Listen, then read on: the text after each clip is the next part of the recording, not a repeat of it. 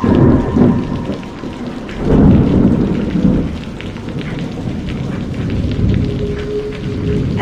dear listener. Welcome to my channel, where stories are so scary that only the bravest and most fearless can listen. If you are sure that you are brave enough, subscribe to my channel and I will question your bravery. But before you do, let me warn you, these stories are not for the faint of heart. They are not for people who scare easily. They are for people with ice in their veins and darkness in their hearts. If you are one of those people, then I welcome you. Come closer, listen closely, and prepare yourself for the horror that awaits.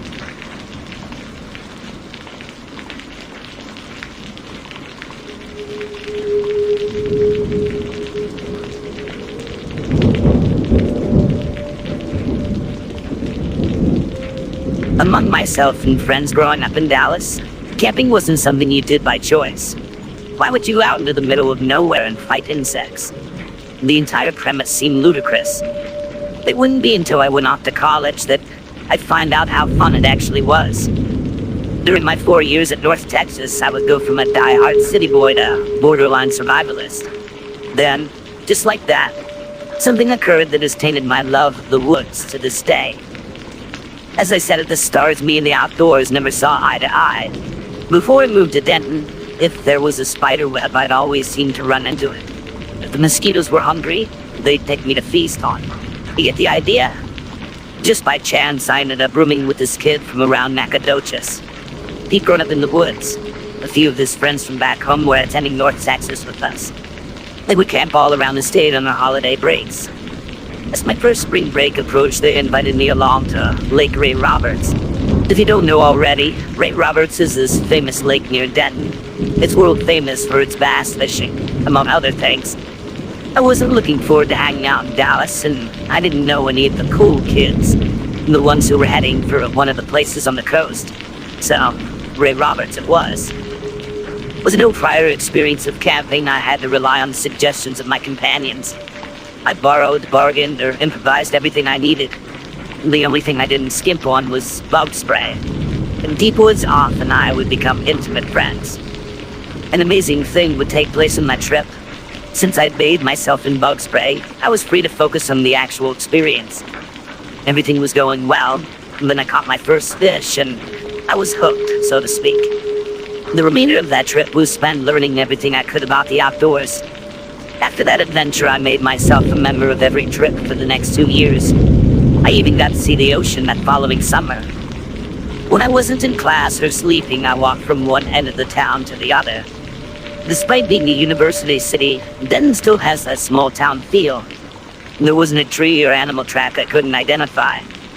During the warmer months, I spent as much time as possible practicing my newly acquired skill at the nearby Louisville Lake. I don't think my friends from East Texas knew half as much as I did after a while. My friends back in Dallas said they didn't recognize me anymore. I didn't care though. I was determined to never be separated from nature again, and in a way, I'm still deeply connected to it. But when it comes to stepping foot back in the woods, I may never be capable of that feat again. It was spring break by my final year. By now, some of my fellow campers had flunked out or transferred. One or two of the guys were still around, but we didn't keep in touch. I'd been planning a big trip to a well-known national forest in the eastern part of the state. I'd rather not say the name here. I fear my experience may turn some off from seeing the place themselves. It's truly beautiful, regardless of what shady things may be going on there. And before leaving, I'd been warned to watch out for overzealous hunters. This trip, however, wasn't going to take place during any hunting season that I knew of, so I felt relatively safe. After doing one last quick scan of my checklist, I threw my Jeep in the drive and began the 3+ hour drive. I pulled into my camping area just after 3 p.m. and set up everything just the way I'd liked it. I decided to take a quick look around before dinner. This is the first time I noticed them. Well, I didn't actually see anyone, but the feeling I was being watched never left me. I cut my hike short and returned to camp. Although bears were not known to live in this area, I had read a few stories online, and the idea of being eaten my first day there sounded very uncool. I had dinner and hit the sack just after dark. Nothing out of the ordinary happened that night, as far as I know. The next morning was something out of a fantasy. The crisp, clean air was the best I'd ever inhaled. Breakfast was something quick and easy. I don't remember exactly where it was, and you'll soon see why. The beauty of the morning made me eager to explore. I threw a small day pack with all my emergency supplies and a little food and hit the trail. The next few hours were quiet. The occasional snapped twig or shuffling sound was heard, but I never got the feeling anyone but myself and the animals were present. Just after 11 a.m., I stopped for a snack. As I waited for my Trangia to heat up some water, I lounged lazily against a pine tree. I must have been dozing off when an especially brave mosquito plunged her mouth in my neck. I jerked awake and swatted the little pass into a red smudge. And this is when I caught sight of a flash in the distance. It wasn't more than a quick movement, and for a moment I questioned my eyes. However, the loud cawing of a crow soon after told me I wasn't alone. Although I wasn't scared yet, I wondered why someone would be watching me. I'm sure you can see how creepy that would be. Eventually the crow moved away and I was left in peace to enjoy my coffee. I figured if my creepy stalker hadn't yet shown himself, he likely meant me no harm. I spent maybe another 10 minutes at that location before packing up and moving on.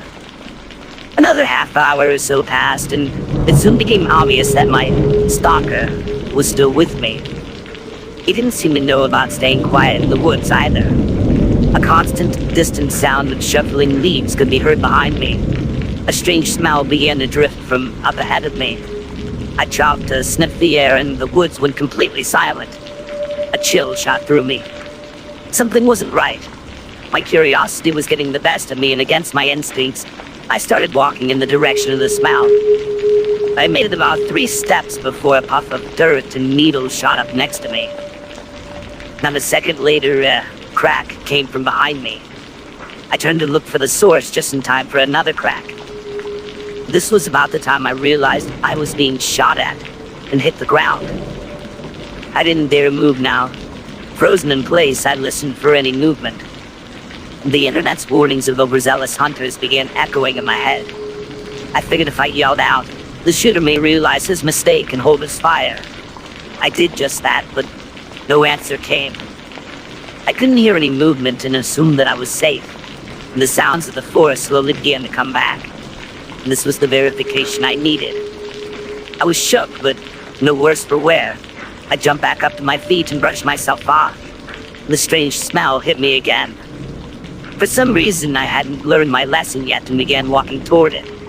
And within about 5 steps, another quick series of shots came from the direction of the smell. I didn't think or reason. I just turned tail and ran back in the direction I'd come from. My only goal was to make it back to civilization alive. I prayed to God over and over, begging him to deliver me from this. 1 or 2 more shots rang out behind me, but I was too focused on escaping to see where they hit.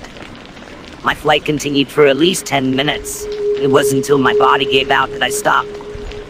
Although I hadn't heard any shots for some time, I didn't dare remain where I was. I chugged a canteen full of water and continued my escape, but now at a much slower pace. Within an hour, I was back at my camp. I wanted nothing more than to get back to Denton as soon as possible. No time was wasted properly packing anything. I didn't even bother to make sure the fire was fully extinguished. A crime I would have never committed otherwise, as I had no intention of notifying the police. My biggest fear was that I'd be made to return to the scene of the crime. This very idea made me wretch. Nonetheless, the further away I got from the national forest, the more guilty I started to feel. There was a very real possibility that another camper would bumble into whatever I had. I knew I'd never be able to live with the guilt of a preventable death on my conscience. About 20 miles from the national forest, I finally found a police station and made a report. The officer didn't seem very surprised at what he'd heard. He suggested the overzealous hunter theory, but after having some time to think about it, it didn't fit in my mind. Had the shooting stopped when I identified myself, it would make sense. The truth is, I had no idea what had happened. The officer promised me that they would check it out, and for a moment I thought he was going to ask me to show the officers the exact location. but he stopped mid-thought and thanked me for coming in. I had no faith the cops would find anything, let alone contact me if they did. To be honest, I didn't care. There was no way I was ever returning to that place. I must have looked like a big idiot, kissing the ground outside my house, but the relief I felt was immeasurable. A little time passed and things were starting to get back to normal. Despite the terrifying incident, I was fully intending to return to the woods, just not those woods. I stopped off at the 4chan/outlord and a particularly on-point post grabbed my attention. The OP had been hiking in an area he thought he knew well. Stories about massive pot fields being guarded by cartel members had been passed around for years, but he chalked them up to fear-mongering.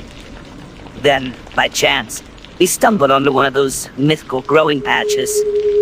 He hadn't heard or seen anyone around. He hoped he could slip away undetected. And no sooner had he begun backing away than gunfire opened up all around him.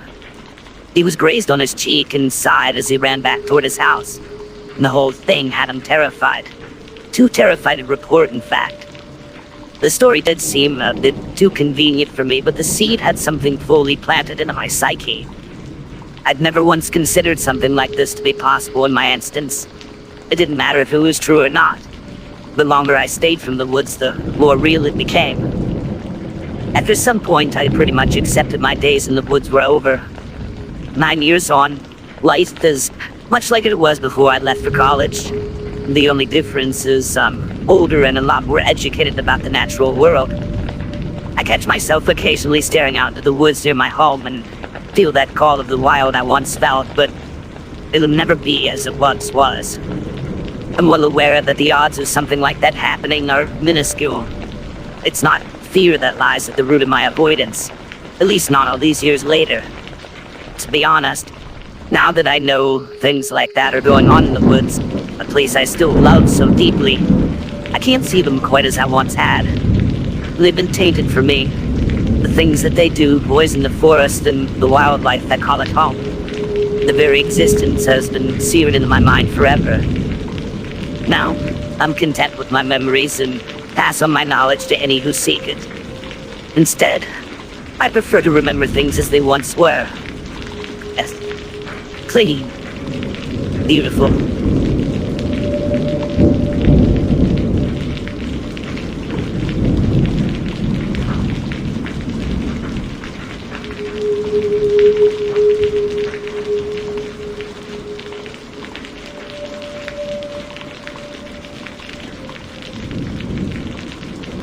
My childhood was anything but stable. After divorcing my father, my mom dated a long string of losers. She even moved a few in. And around 14, she married a guy named Frank that she had met in the bar that she worked at. Frank was an outright a-hole and tried in vain to usurp my father's role. Mom had done her best to keep Dad and I apart, but I knew the whole time he loved and wanted to be with me. Prior to the divorce, he and I would hunt, fish, and camp regularly.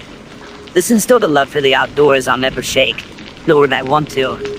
This made my decision to live in the woods almost a no-brainer. I was 17 when I couldn't take Frank's tyranny anymore. Despite being an unemployed bum for most of the time, he expected me to wake up by 8 a.m. every day. Unlike him, I worked 5 days a week.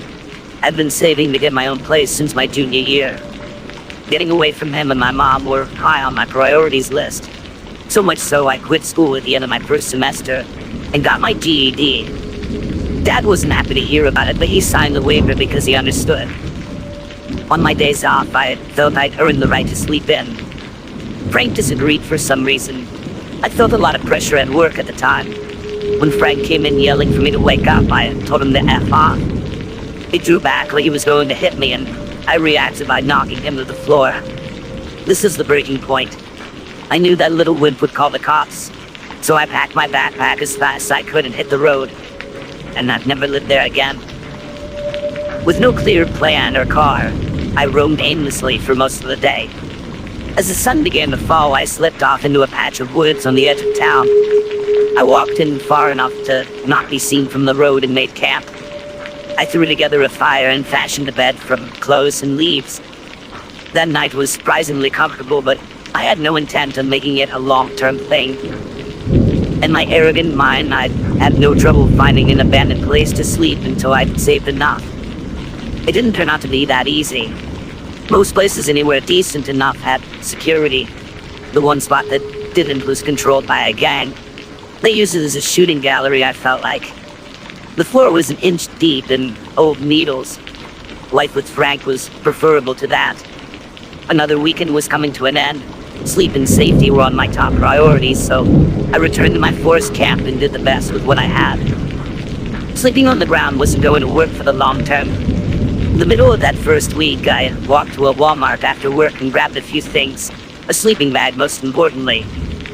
A little time investment made my sleeping arrangements a lot better. I also made a simple lean-to structure from a tarp and lined it with foil. The foil reflected the heat from the fire back down into my body, making the cooler nights much less so. For a long time, I would clean up the best I could in public bathrooms. My clothes were cleaned in their 24-hour laundromat. It wasn't uncommon for me to spend the night there on laundry days. My hygiene did manage to draw a little attention from my bosses, but none ever said anything.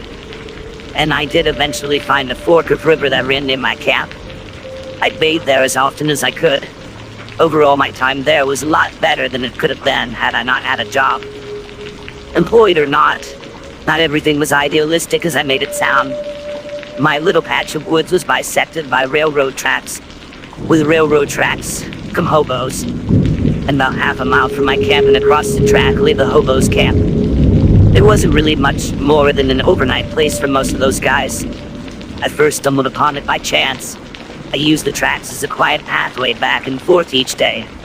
If the police saw you walking alongside the busier roads, they'd harass you. This isn't something I wanted or needed.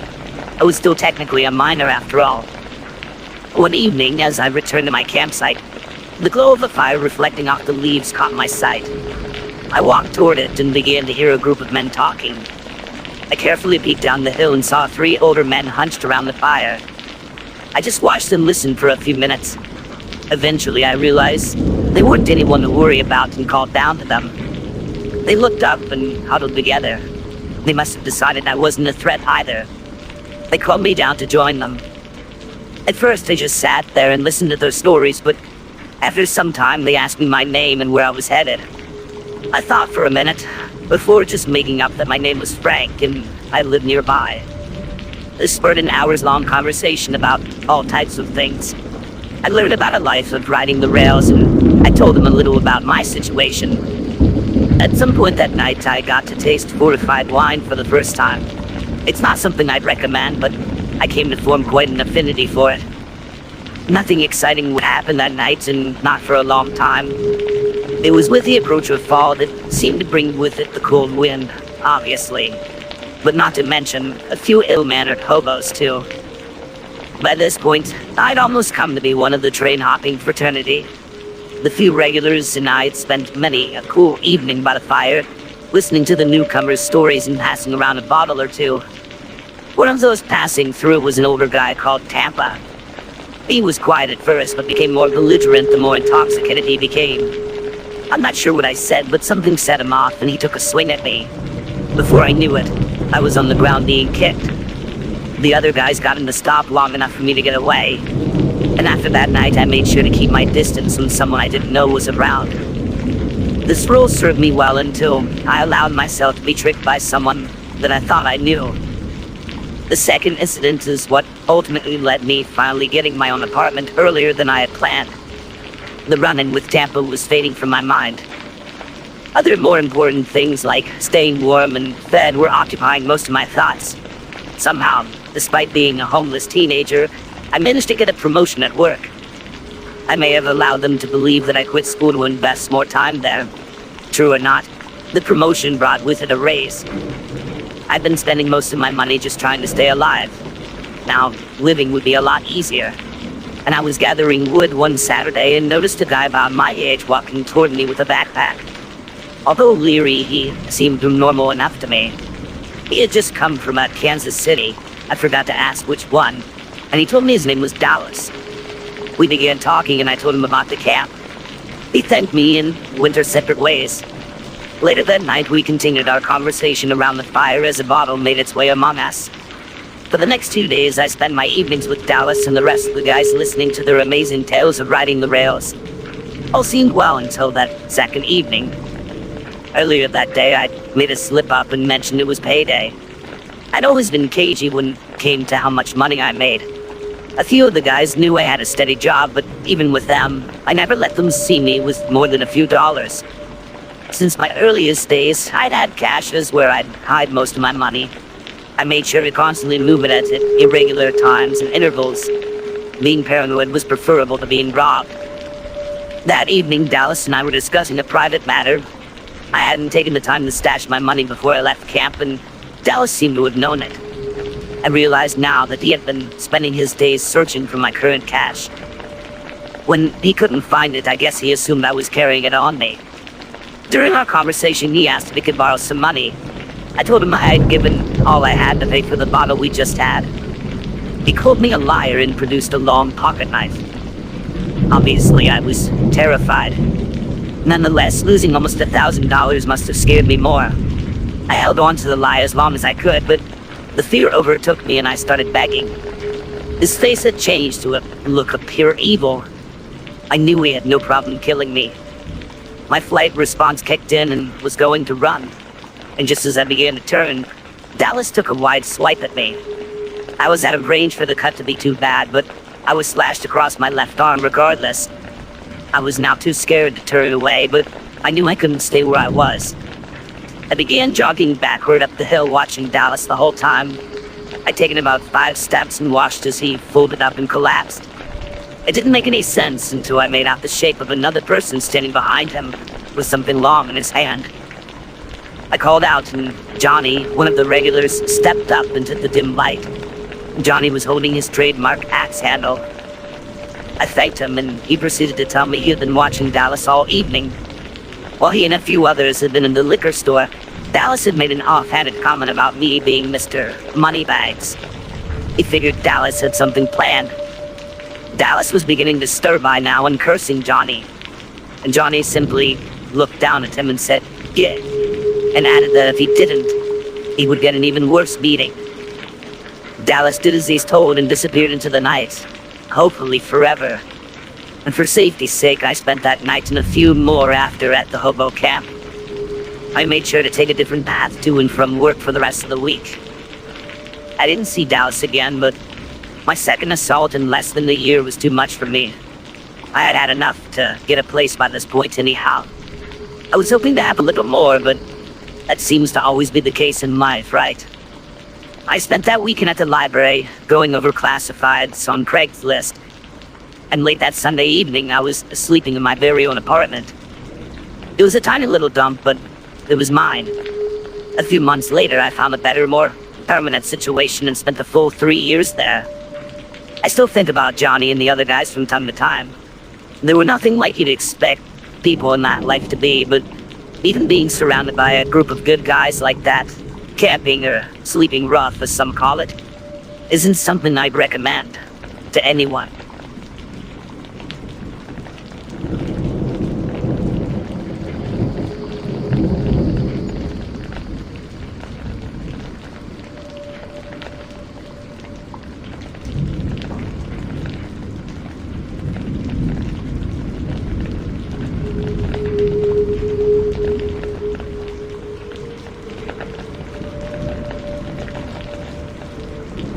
In the late spring of 2017, I embarked on my long-anticipated camping trip out west. The trip was almost 2 years in the planning stage and would be my first chance to camp with firearms. The journey to the location was an enjoyable experience, and I learned a lot about that part of our country I wasn't aware of. On arrival, I parked my truck and notified my contact that I had arrived safe. We went over my agenda one last time, and I began the long hike to my campsite.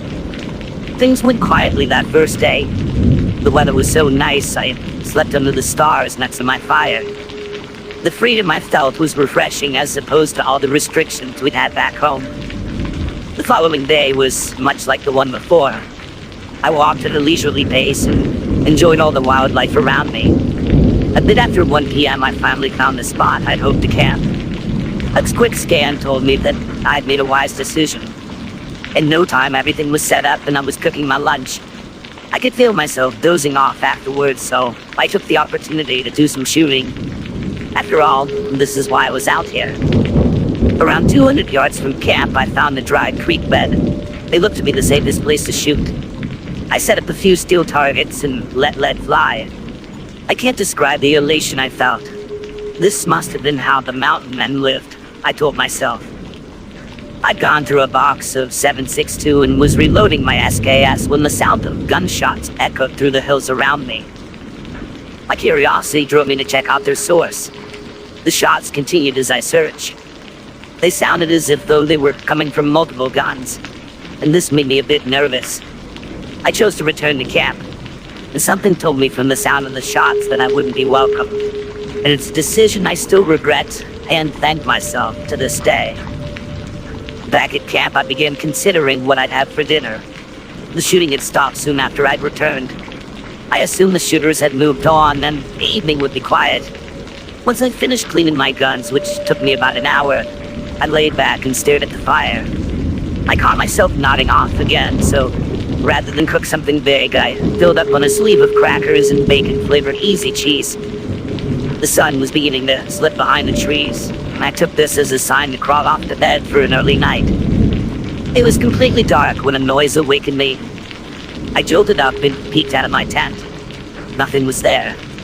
I figured it was a dream and laid back down. Just as I closed my eyes, I heard it again.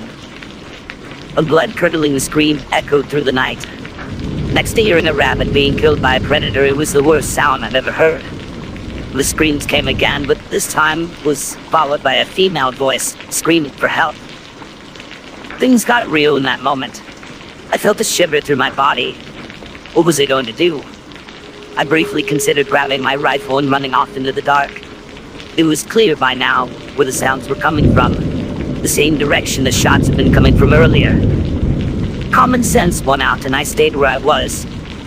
One more scream for help came and was followed by a single gunshot. And I lay frozen in terror, wondering what to do until the sun rose the next morning. My feelings of freedom and power were gone now. I waited minutes after minute for the dawn so I could escape the coming death I'd convinced myself was coming. With the sunrise, my kit was packed in record time and I was on my way back to a place I perceived as oppressive, or anywhere for that matter. Anywhere but there. A trip which had taken me in a day and a half to make just a few days before took less than one to return from. It was a miracle I'd make it back at all. Every few minutes I'd turn around, a rifle gripped tightly in my hand, looking for some imaginary pursuers. I arrived back in my truck just after dark and turned for home, never happier to be returning. After the relief began to wear off, the guilt began to set in. As far as I could tell, I had heard a woman in need for help. Being murdered, perhaps. And I did nothing about it. Not a thing. For the entire drive back, a war waged between my ego and common sense. One second I hated myself, calling myself a coward, and the next, you were obviously outnumbered. There's nothing you could do. The undeniable facts are that all those things are true. I was indeed a coward. Scared as a child that sees his first horror movie. But at the same time, running out into the pitch dark after an unknown number of assailants would have been very, very stupid. Though it's still the sting in my ego I feel the strongest to this day. Any man could tell you why. Coward or hero, none of this amounted to much. The real question was if I was going to report what I'd witnessed. Witnessed? That was a word that would undo my great act of virtue. I really didn't witness anything. I heard a few screams and shots out in the middle of nowhere. Hardly a groundbreaking indictment. Without any real evidence, I'd be no more than a nuisance to the cops, and that was it. And my punishment has been this unending shame of picking logic and reason over common decency. It'll be some months until I've discovered the facts that surrounded this incident, and for some time I was too terrified of what I would find. Nonetheless, a day came when I was finally able to summon the courage to seek out the truth, and it turned out to be a mixed bag somewhat. To be brief, I just happened to be camping a mile away from an outlaw biker gang. Earlier in that day, they had arrived at the site that they used in the past to shoot their less than legal firearms. Unfortunately, they had also abducted a female backpacker. After horribly abusing her for several hours, they set her free. She fled from their campsite. This must have been the screams that I heard for help, only to be shot and left for dead. Most of the time, this would be where the terrible story would end. However, by some act of God, the backpacker clung to life. Somehow she made her way back to the highway and found help. After a week in the hospital, she was released. The bikers knew that they were caught and took deals that will see most of them serving the remainder of their lives in prison. Although I was generally happy to hear the victim was alive, the thought of what ifs haunt me to this day. I've never told anyone about this incident. Choosing to use this throwaway account means I probably never will. If you end up reading this and thinking me as a low-life coward, I really don't blame you. I didn't tell this story for folks like you. Rather, this account is for those that believe it's the best policy to not get involved in others' problems. I understand now your desire to avoid conflict. Many have been punished for doing the right thing. You may end up as one of those people if you assist someone in need. Your life might be ruined because of it.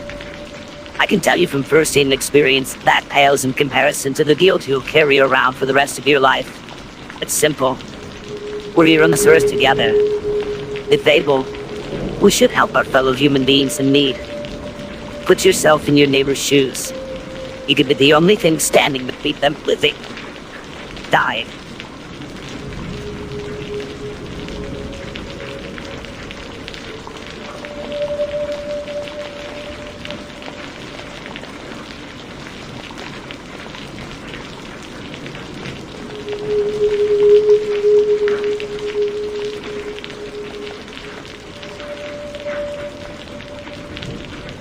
Although this story is far from over, the majority of what I'll share occurred about 12 years ago. It's around 2009 and I'm still living with my folks.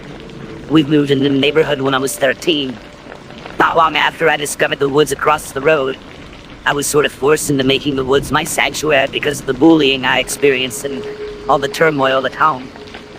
This neighborhood didn't have many kids living in it, and the few there were older, among other things. All the hostility made me a very nervous kid. Any free time I had was spent alone. I got curious one day and wandered into the woods. There didn't appear to be anyone but me out there, and this gave me a strange feeling of safety, something I'd not felt for a long time. I found this small circle of cedar trees that made a secret open area and made it my clubhouse of sorts. As time passed, I began spending more and more time in the trees. I even accidentally fell asleep and spent the night out there once, and I was sure my parents were going to freak out, but they hadn't even noticed. This was the only excuse I needed. I began camping in my clubhouse every once in a while at first. I wasn't missed a single time. I knew I was going to need some camping supplies now, though. I tried bringing things from home, but they wore out fast. Asking my parents for money was out of the question. I began going door to door and offering my services as a lawnmower. I'd never mowed a lawn in my life, but that wasn't important. The real problem was finding a lawnmower. I would sneak my dad's mower out and do a job, but eventually I was caught and actually caught a beating for it. Fortunately, I had enough money by then to buy a really terrible one of my own. I took all the money I'd saved, but there was a much safer way to make it. Once I managed to remake the money I'd lost, I hopped on my barely working bike and rode it to the 5 miles to this dinky army surplus place. I emerged with an Alice pack stuffed with various things that I thought I needed. I was so excited to try the stuff out. I skipped the whole week of school and camped out in my clubhouse. It was an addictive hobby, but something much more for me. It was the only source of safety and happiness I had. For the next however many years, I went to school just enough not to cause any trouble. I would go straight from school to my clubhouse every afternoon.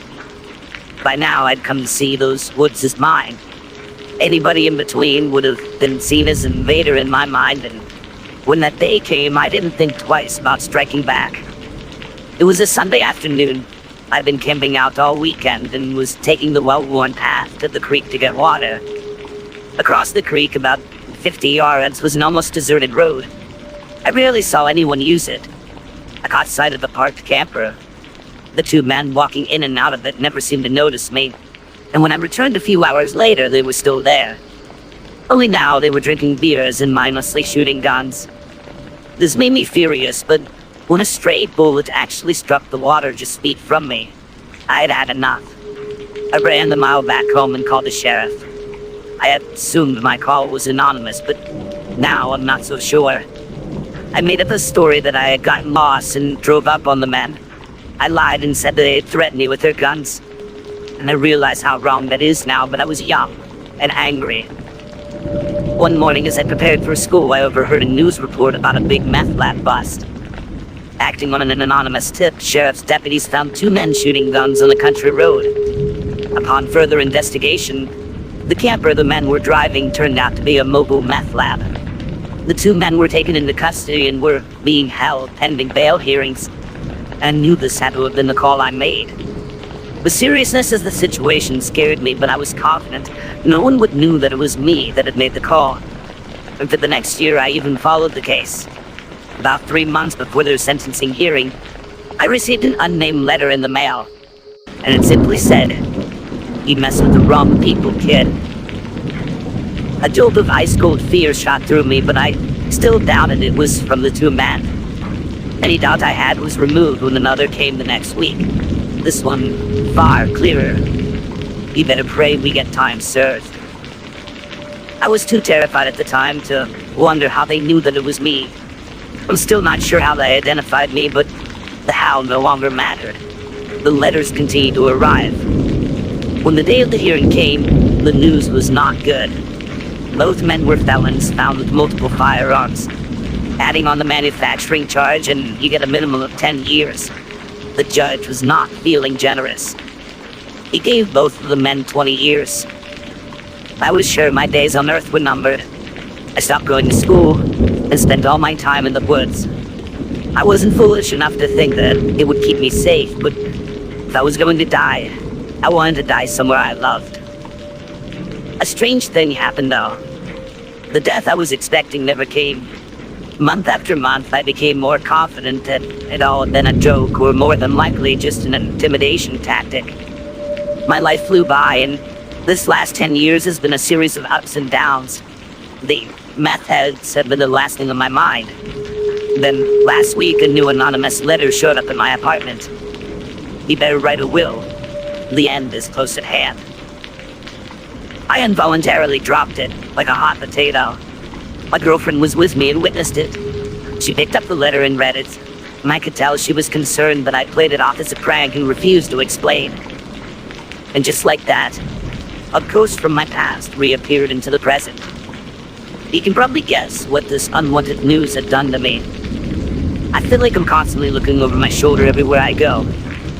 I'm terrified these monsters may go after my girlfriend and newborn child.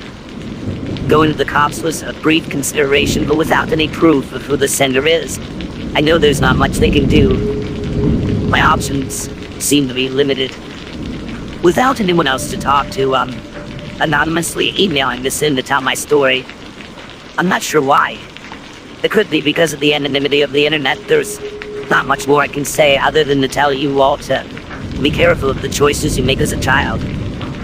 Wish me luck, and please pray for me and my family.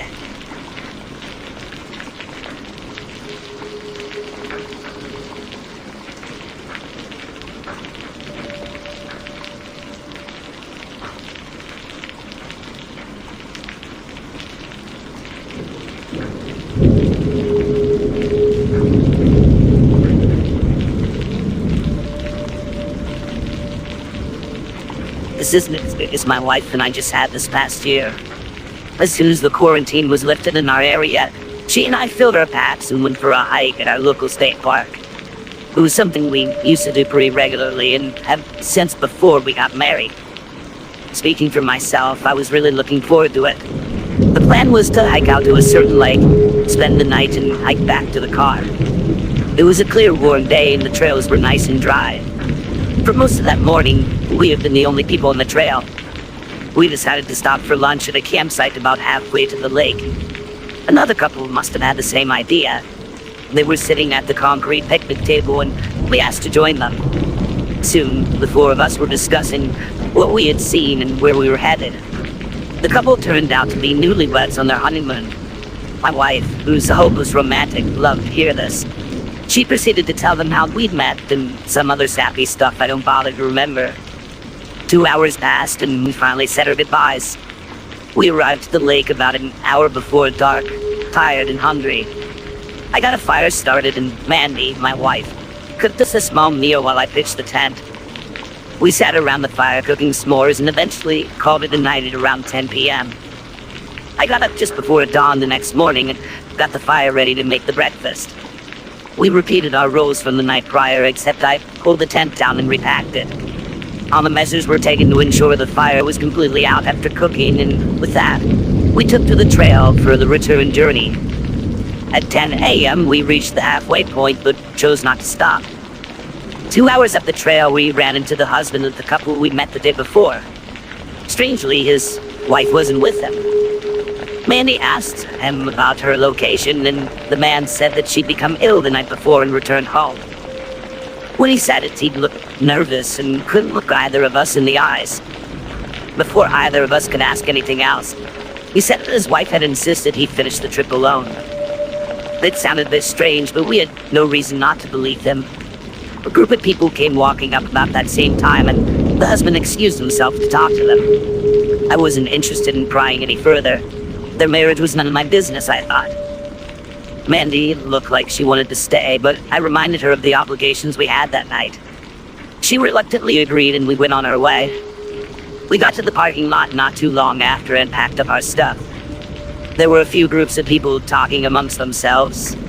As we pulled out of the lot, several more cars, including a ranger's truck, were pulling in. Once again, I thought nothing of it. We made it back home that afternoon and handled some family things. It wasn't until breakfast that we heard the news. I grabbed a cup of coffee and sat down in front of the TV. I flipped it on just in time to receive a report of a dead female camper. When they showed her face on the screen, I almost choked on my coffee. It was a picture of the woman we had met just 2 days prior. I yelled out to Mandy to join me in the living room. I wanted to be sure of what I was seeing. I didn't have my glasses on at the time, and I pointed at the TV and asked, "Isn't that one of the newlyweds we met at the park?" She watched for a moment and let out a shocked gasp. Just then a wedding photo of the couple appeared on the screen. Mandy grabbed the remote from my hand and turned up the volume. According to the husband, the couple had been at a cliffside that was a popular lookout. Mandy and I had been there once or twice ourselves in the past. They had watched the sun rise, and as they were preparing to turn and leave, the wife lost her footing and fell several hundred feet to the ground below. It was certainly possible, but something bothered me about it. Why hadn't he mentioned this to us? More so, what was up with the illness story? It couldn't have been more than a few hours after the incident had occurred. None of his behavior made any sense. I know if something such as that happened to me, I'd have been a mess. We had passed at least 15 people that morning and not a soul talked to us. It all seemed fishy to me. I was glad to see that Mandy agreed with me. It looked as if though her instincts had been right once again. Just don't tell her I said that. After a long discussion about our responsibilities and the like, we agreed that we should contact the law enforcement involved in the case. And as it stood, the husband isn't under any suspicion. Not publicly anyways. I contacted the sheriff's office and told him what we knew. The deputy put us on hold for a moment, and when he returned, he says someone may reach out to us in the future. But it's been almost a year and no one has contacted us. And this is what brings me to emailing you here. What do you think? My instincts and my wife's tell us that a crime may have occurred. We, however, have no proof or any real justification for our feelings. And that's just what they are, feelings. Certainly if law enforcement believed we had something to offer, they would have already contacted us, right? I don't want to be a nuisance, Nor do I want to cause trouble for a grieving man who, by all appearances, is a decent person. But help me out here. Should I keep pushing or leave the police to do their jobs? I just can't shake this nagging feeling that a man is getting away with cold-blooded murder.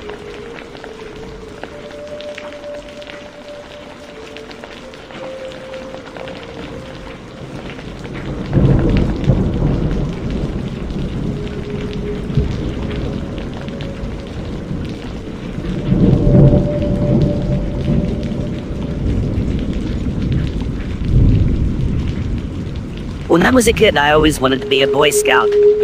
Then this time, it was still a respected group teaching useful outdoor skills. I think I was 10 when I finally convinced my mom to let me join. She was hesitant at first.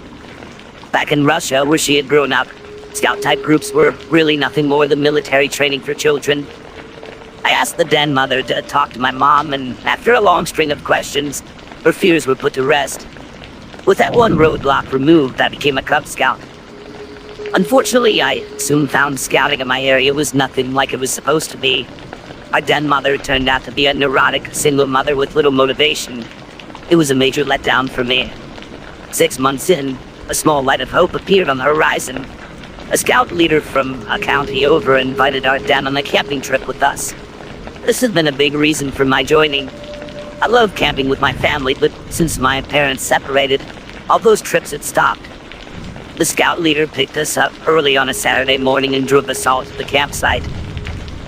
There weren't a lot there, maybe 9 kids in total.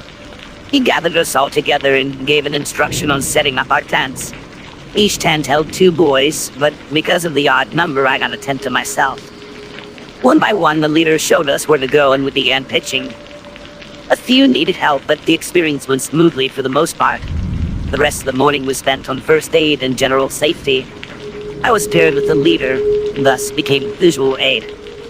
For the next few hours, I was wrapped in bandages and carried on a makeshift litter. It was fun and proved useful in circumstances to come. With first aid completed, lunch was made and we were all allowed to take a little siesta.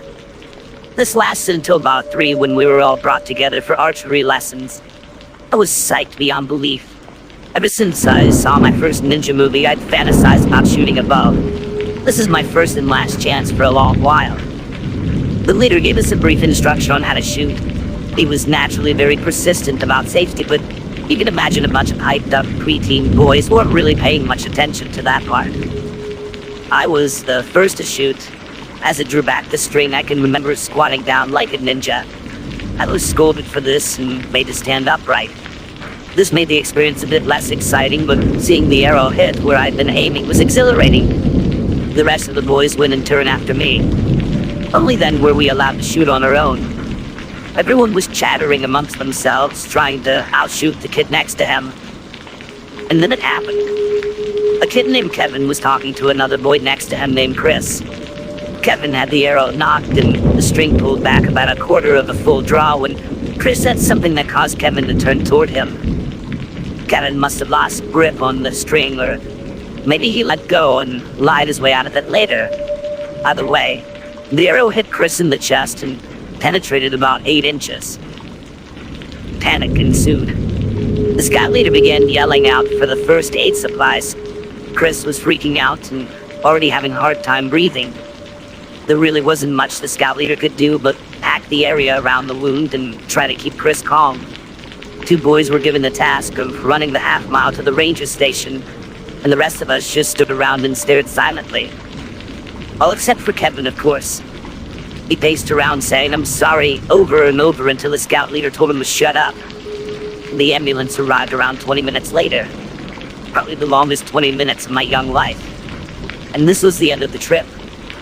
Everyone packed up their stuff as quickly as possible and we all returned home. During the ride home, the seriousness of the situation must have hit Kevin hard. I can still remember his horrible wailing to this day. In my opinion, it was nothing more than a terrible accident. There are a few others, however, who remember things differently. According to one boy, Chris had called Kevin a name no boy our age wanted to be called, and Kevin shot him for it. Only Kevin knows the truth, and he's never spoken to anyone about it. News of Chris's condition didn't reach me until the following morning. He had been rushed into surgery and it had gone well. The arrow had punctured Chris's left lung, just missing his heart by an inch. He did manage a full recovery. Kevin was probably the happiest to hear this news. All involved agreed it had been an unfortunate accident and no charges were brought against him. And a few months later, the two boys had a meeting in which Kevin formally apologized to Chris. And from what I hear, Chris did accept. As far as I know, he's never held a grudge. Not even I got away completely unscathed. The second my mom heard about that incident, my scouting days were over. I wasn't too disappointed though.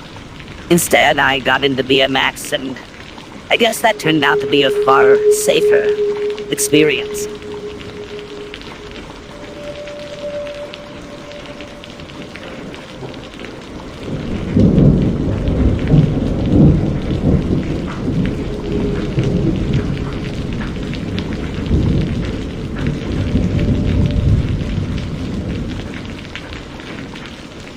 The story takes place in the summer of 2004. I've been hiking the trails at the local state park for the last few years. And the hour-long trip to the park went as smoothly as it had before. I parked near the ranger station and notified him of my plans. One last-minute check of my pack and I began my 2-mile hike to my regular campsite.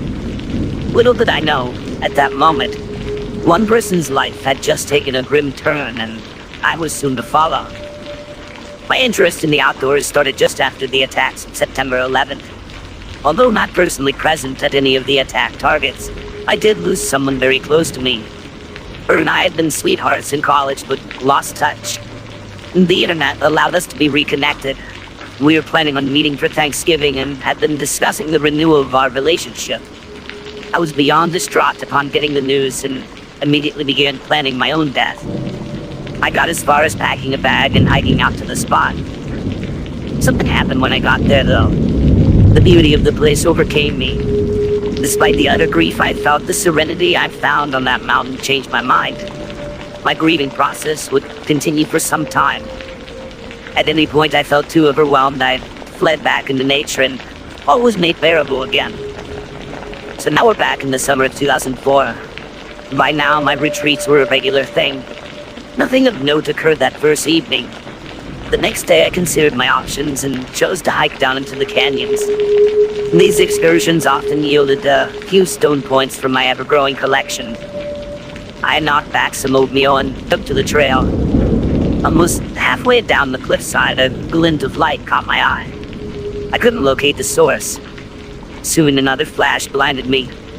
I quickly recovered and caught sight of a pair of arms flailing about around 50 feet further down the cliffside. I jogged further down the trail to get a better view. There was a rocky outcrop off to the side that I jumped onto. I could instantly feel it beginning to give way under my feet. The fall felt like an eternity. I gritted my teeth in preparation for severe pain, but it wasn't as bad as I'd feared. Surveying my position from the flat of my back, I saw that I'd only gone about 20 feet. I rested there for a moment or two until I remembered what had brought me here. I tried to stand only to realize my left foot was wedged between two large rocks. I pushed on the top rock and simultaneously pulled my leg.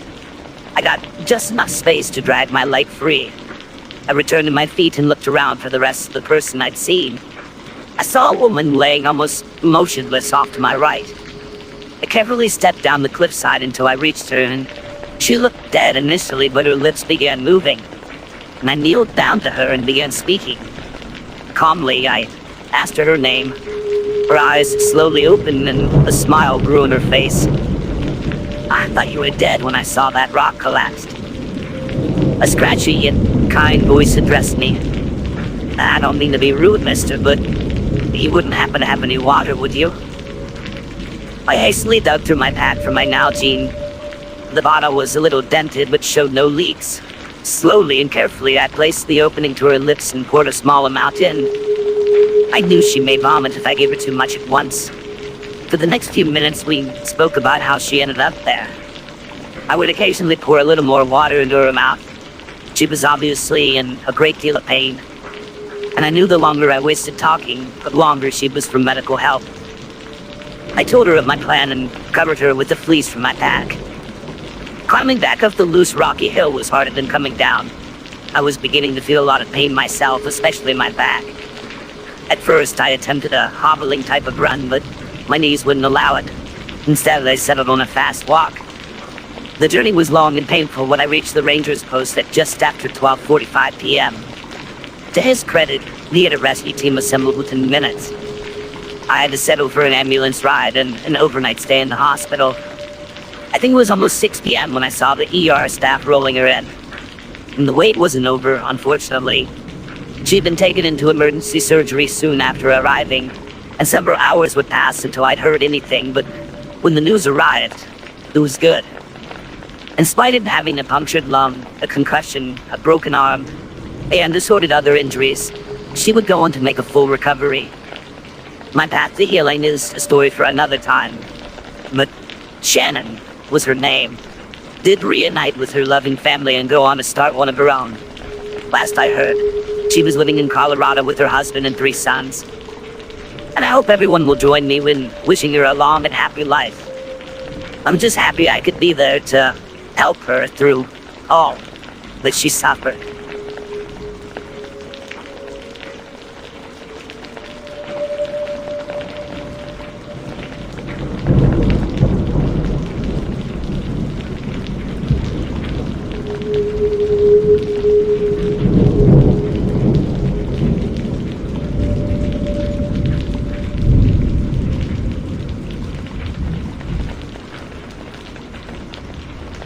So yesterday, the scariest thing to have ever happened to me happened at my local Walmart.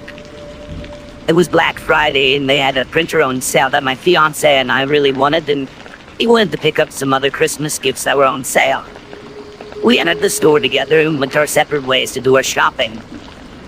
By the time I get to the printer, I know my fiance should be coming back in soon, so I was going to stay in that general area.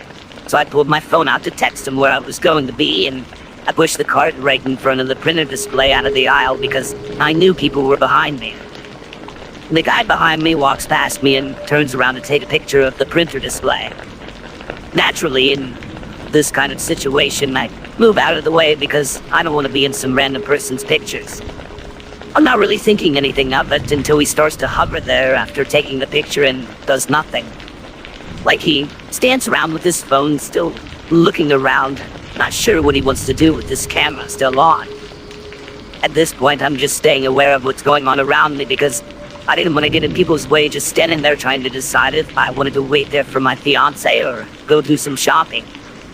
So I'm thinking to myself, man, this guy gets me. He doesn't know what to do either.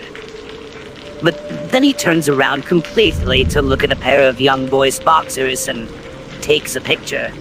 Like you can see the click when a photo was taken, and he acted like he took the photo, but he didn't actually. I thought that was so strange, so I was like, whatever. I'm gonna get out of here to get done with shopping faster. As I turned to leave, I noticed that he is now starting to move, and he's moving his phone around. So I turn around and start to act like I'm not sure what I want to do or what to do. And what does this guy do? He stops moving and starts to look around like he's unsure of what he needs to do. And this is when I started to get a bit suspicious. The whole time I'm staring this man right in the eyes and facing his direction in case he looks at me. I mean, he was a few feet away from me. I know he knew I was looking this way and he wouldn't take the picture. He continued to look confused, and that's why I decided I'm gonna leave. So I turn the opposite direction and start to walk faster, and I realize he is also walking behind me, so I come to a stop and turn around to face his direction. He proceeds to walk past me a few feet, and I have my head turned to see him, and then he stops, turns around and sees me looking at him, and walks past me to grab a printer. At this point, I am silently starting to freak out. I decide to call my fiance and ask him loudly where he was and when he was going to get back to the printers again. I didn't want to tell him what I thought was happening because I really wasn't sure. Maybe I was being paranoid, right? There was an older lady trying to come down the aisle, and I'm ignoring her, trying to act like I'm not paying attention to them, and asking my fiance where he is. Well, the guy goes to grab the printer, and I wanted to point out that the whole time this was going on, his iPhone was still in his hand. and his camera was still on and waving his phone around, never once exiting the camera screen. As he is grabbing the printer, he aligns his phone to the edge of the printer box to perfectly leave his phone camera pointing directly at me. If you have an iPhone, you know you can use the volume button to take pictures, and that's exactly where this guy's finger was. He proceeds to try and distract me to tell me that the older lady was trying to get through. All the while he was laughing and smiling to the lady, talking about how he couldn't believe I was just standing there. He walks away with her, and that's when I started to realize fully that there's no way that what had just happened was a normal situation. It's also interesting that once I was asking my fiancé where he was and when he'd be back there, that he started to gather himself to leave. Right. So I followed after the lady and apologized to her, saying I was scared the man that was just talking to her was trying to take a picture of me. This lady said the man was talking to her about me, and she basically ignored him and he went the other way. That's when it clicked that I should just go ask the guy if he had just taken pictures of me. It shouldn't be that big of a deal if it's a misunderstanding and I'm just in his way. I wasn't in his way at all. Well, when I ask him, he looks at me all shocked, confused, and goes on to say, "What? What are you talking about? What? I was like, yeah, back at the printers, I thought I'd seen you taking pictures of me." And at the flip of a switch, he lost his mind. He started screaming at me, calling me all sorts of crazy expletives, asking me what's wrong with me, who do you think you are, telling me to do all sorts of terrible things. He went on and started yelling at me, and at this point I was just like, just show me the pictures to prove you didn't. He refused to do it and again started screaming at me, and that I can call the cops if I want to. Another customer who I'm so thankful for had left to get a manager. So when I tell him that I'm going to call the police, he walks away and disappears for about 5 minutes. I mean, it shouldn't be that hard to show me your phone either way. If someone approached me scared or wondering if they took my photo, I'd be confused, yes, but then apologize if I scared them, and I'd have no issue showing them my stuff. At this point, I was having a full-blown panic attack in Walmart and I couldn't breathe, almost gasping for air. All this time I'm on the phone with my fiancé, unable to tell him where exactly I am. All I could say was the clothes by the register, which really doesn't help because all the clothes are near there. When he comes back, he turns to my fiancé and tells him to shut his mouth, and he starts freaking out again. He's doing all this in front of the manager at this point, and he says to hold on and makes a call to his apparent girlfriend to come beat me up and my fiancé because I said he took pictures of me when buying a printer. He seemed really weird and didn't seem to know exactly what he was saying to her. At this point, security comes because he's threatening to hurt us and takes him somewhere else to get his side of the story. When the police actually do show up, they take his story and look through his phone and then take mine. They inform me they found nothing in pictures, recently deleted or texts of me. We all know he probably already deleted whatever evidence he had when he ran away, when I threatened to call the cops or any other apps he has. I'm sorry, but no person that is innocent reacts in this type of manner. Like, I didn't even approach him accusing him that he in fact took a picture of me. I just asked him if he took any pictures of me, and when he didn't understand what I was saying, I just explained what I thought I'd seen. The police informed me that he will be charged with disorderly conduct. I'm not sure if this means he was arrested or not, because I had no idea where he was when the officer left me. I'm sure some people will think I'm over-exaggerating or something like that, but anyone who knows me in these kinds of situations, I will usually ignore the person and pay them no mind. Like the other day, some dirty, gross old man was saying something really perverted to me as I was bent over doing something to the car's floor mat, and I ignored him, then left. I'm not one to usually care about this too much, and I'm sure we all have at some point felt like someone was following them and never said anything to them. If I notice someone around me a lot in a store and I'm alone, I will of course stay aware. As a woman, I have to pay attention to these small details going on around me. I'm confident that the man never intended to buy a printer, and now that he had a printer in his cart and I had confronted him, he can't just go and put it back. So he'll probably end up returning it to the store, or his quote-unquote girlfriend will. It was way over 24 hours later. I still keep having panic attacks where it feels like I can't breathe. I shake and my chest feels like it's sinking in. This is honestly the scariest thing that's ever happened to me in my personal safety, and I've never been so scared in my life. And that right there should tell you how out of the situation I felt to me. I just don't know what to do. I have an 11-month-old daughter, and every cry and scream she makes is very triggering to me and starts to make me get anxious even more so. I feel like the people around me don't understand why this has had such a large impact on me emotionally. I mean, I don't understand it either, since I'm technically okay. But knowing how close I came to something so bad is just so scary. And how am I supposed to go around pretending that that's not traumatic? I'm just so scared that this man was taking pictures of me.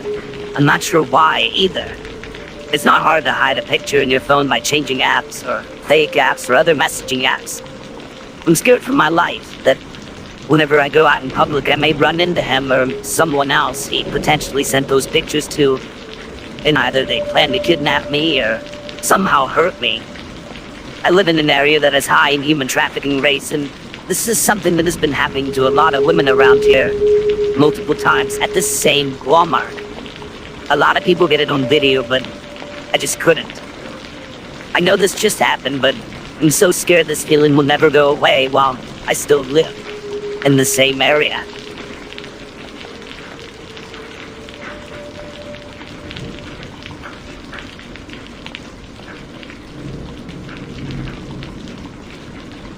For more bone-chilling narratives that will keep you at the edge of your seat, subscribe to my channel. By doing so, you'll gain access to a growing collection of real-life horror stories that will both captivate and energize your senses. Join the community of fellow enthusiasts, and together, let's explore the eerie unknown. Subscribe now, and prepare for more terror-themed true tales that will leave you craving more.